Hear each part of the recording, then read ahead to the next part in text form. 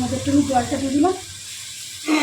জল মাছের যে তেলটা লেগেছিল তেলটা আমি মাছও কিন্তু একদম কম তেলে দিয়েছি।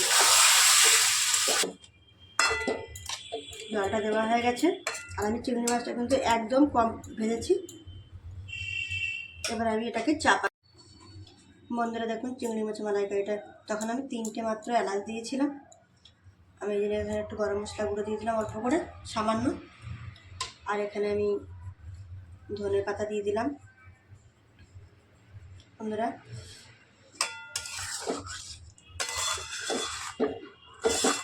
আমার পুরোপুরি হয়ে গেছে। বন্ধুরা কে কোথাটা দেখছেন অবশ্যই আমাকে কমেন্টে জানাবেন।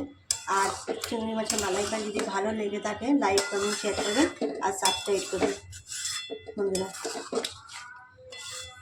পাশে থাকবেন নতুন আবার ভিডিও আমার নতুন ভিডিও দেখার জন্য।